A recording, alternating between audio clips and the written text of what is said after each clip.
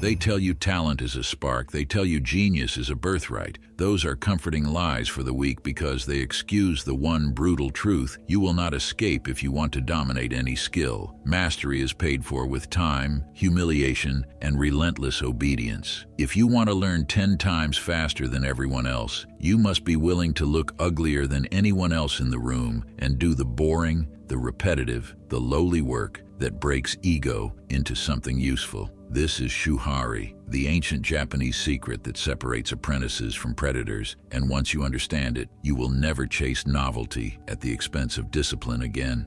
Imagine a cold morning, rain cutting the air. A young man named Kaido stands in a courtyard, hands numb, breath steaming. He wants to be a blade artist, not for applause, but so his life can cut through excuses. He arrives knowing nothing, thinking he can skip the boring drills because he has instinct, because he feels a fire inside. By noon, his teacher has already stripped him of every comfortable illusion. Do you know why the toughest men are invisible before they rise? Because they learn to obey. Shuhari. These are not poetic words for the bookshelf. They are a roadmap that turns repetition into instinct, imitation into innovation, obsession into effortless art. Shu is death to the ego. Shu is the deliberate surrender to structure. In this first stage, you do not ask why. You do not invent. You copy until your muscles stop recognizing the difference between imitation and truth. Every fingernail that tears, every wrist that burns with repetitive motion, every embarrassed fall is the currency of skill.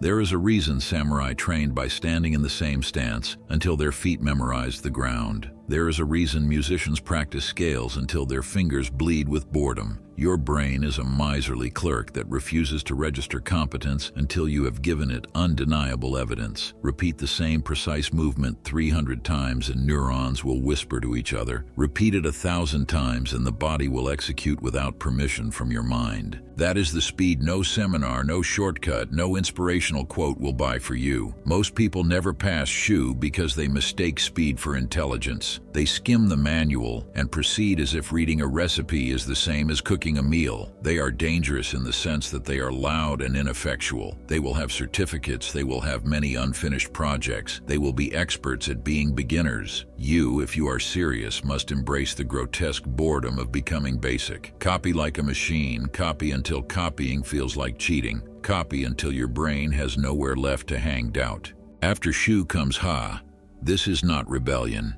Ha is the sharpening phase when what you copied begins to make sense at a deeper level. You study contradictions on purpose. You learn from someone with a different cadence, someone who breathes differently, someone who moves like thunder instead of like a river. You do not break the rules because you are bored. You break them because you now understand their purpose. You begin to see underlying patterns. You take two techniques that should never be married and you fuse them because you now see why they complement each other in a moment that has never happened before and will never happen again. Think of a jazz solo where a musician plays against the rhythm, then resolves everything in a single line that feels inevitable. That is Ha. It is experimentation with fidelity, creativity, grounded in foundations. This stage accelerates learning because it reorganizes knowledge into principles rather than lists. 1,000 moves become one principle. 10,000 hours compress into a lattice of cause and effect. You can navigate fast. Famous fighters, elite coders, and master craftsmen do not carry encyclopedias in their heads. They carry maps of relationships. Ha teaches you to build those maps. It makes your mind cheaper and faster. You begin to recognize patterns in the chaos and execute without hesitation.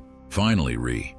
Re is silence, which is the loudest sound mastery makes. Re is where technique evaporates and response remains. You move before the problem exists. You compose before thought arrives. Your mind is not absent, it is freed. You are no longer choosing between memorized options. You are inventing the exact answer the moment requests it. This is the stage where performance is indistinguishable from identity. It is terrifying to witness because it reveals what the rest of the world calls talent. But talent is not magic. Talent is the residue of ruthless labor refined by thousands of correct repetitions. I will tell you a short story that is not pretty, because real growth never is. There was a woman named Ray who wanted to master the piano. She was not prodigious. She was practical and hungry. She began by copying recordings note for note until her hands bled from scales. Her neighbors thought she had gone insane. They begged her to stop playing the same bars. She kept going because she had less time to waste and more to prove to herself than any validation from outside. After months, she drifted into Ha. She studied ragtime and Baroque at the same time and found a motif that crossed centuries. After years, she reached Re, and the music she played made strangers weep because it sounded as if the piano already knew the emotion before she pressed any key. No shortcuts, no mystical awakening, just a roadmap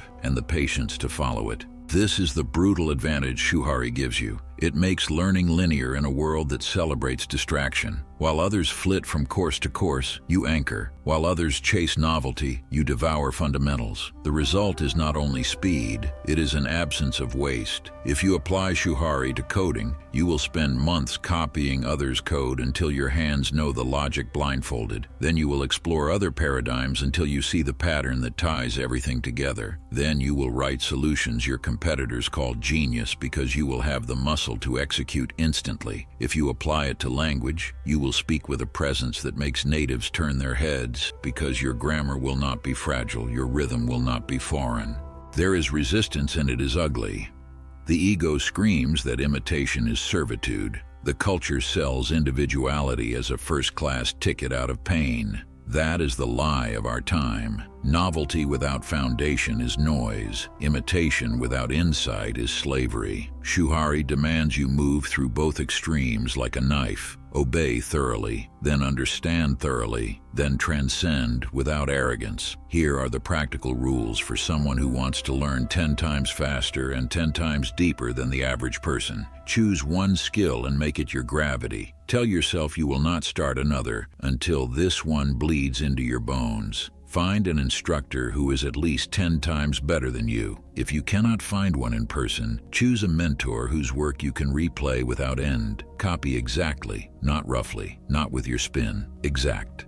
Repeat until your body no longer needs your permission. Only then introduce contradictions. Study other approaches and ask the dumb question 1,000 times until the answer is unavoidable. Remain with the process for years. Do not treat mastery like a sprint. Treat it like a siege that will consume your old self and leave something harder behind. If you want to move faster, apply intensity, not hacks. Intensity compacts time. The person who trains 20 focused hours a week with perfect repetition will outrun the person who trains 40 distracted hours a week. Focus is the multiplier. Structure your practice with brutal honesty. Keep a ledger of repetitions, mistakes, and corrections. Measure what matters. The metrics are not time spent. The metrics are repetitions completed with precision under fatigue and the frequency with which your nervous system executes without conscious input. You will need humility and hunger in equal measure.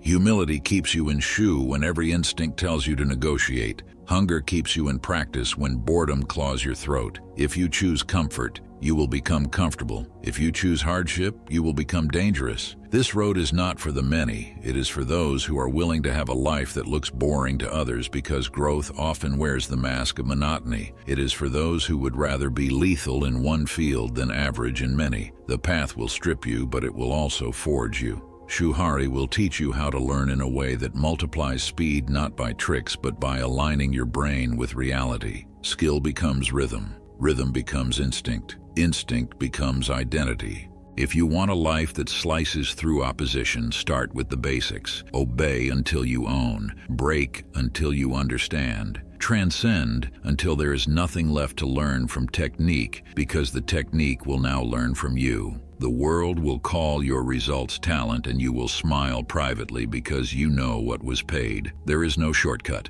There is only the path and the men and women who have the courage to walk it like soldiers. Stand up. Pick the skill that will not wait for you. Begin shu now. Your future self will thank you in ways you cannot imagine when practice stops feeling like punishment and starts feeling like source. Mastery does not find the lazy, it finds the relentless. Thank you for watching. If you want to see more videos, make sure you hit the like and subscribe button. I'll see you soon.